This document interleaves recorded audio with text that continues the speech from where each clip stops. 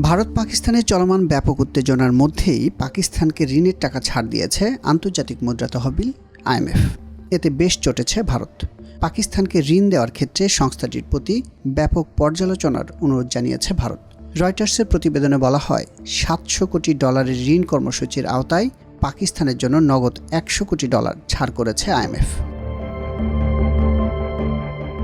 9 মে ওই কর্মসূচির প্রথম পর্যায়ের মূল্যায়ন অনুমোদনের পর এই অর্থ ছাড় করা হয়। পাশাপাশি নিজেদের জলবায়ু সহনশীলতা তহবিলের আওতায় পাকিস্তানের জন্য $140 কোটি ঋণ অনুমোদন করেছে IMF।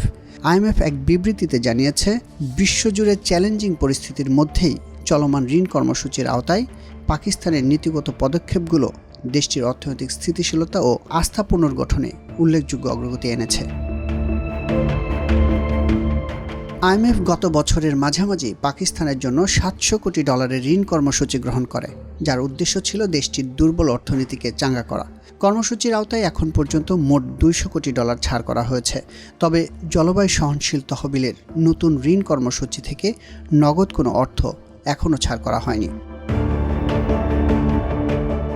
এদিকে পাকিস্তানকে ঋণ দেওয়ার ব্যাপারে আরও বিস্তৃত পর্যালোচনা করার জন্য IMF-এর প্রতি অনুরোধ জানিয়েছে প্রতিবেশী দেশ ভারত।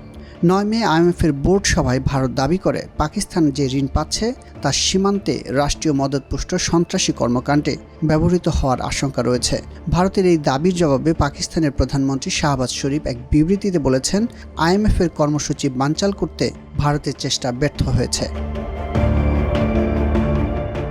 পারমাণবিক শক্তিধর দুই প্রতিবেশী ভারত ও পাকিস্তান কয়েক দশকের মধ্যে এখন সবচেয়ে বড় সংঘাতে জড়িয়ে আছে। ভারত নিয়ন্ত্রিত কাশ্মীরের পেহেলগাঁওয়ে বন্দুকধারীদের হামলা এবং এর জেরে পাকিস্তান ও পাকিস্তান নিয়ন্ত্রিত কাশ্মীরে ভারতের ক্ষেপণাস্ত্র হামলাকে কেন্দ্র করে দুদেশের মধ্যে কয়েকদিন ধরে পাল্টাপাল্টি হামলা চলছে।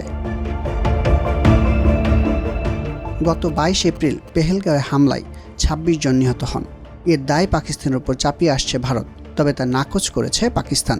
ওই ঘটনার জেরে পাল্টাপাল্টি বিভিন্ন পদক্ষেপও নিয়েছে দেশ দুটি।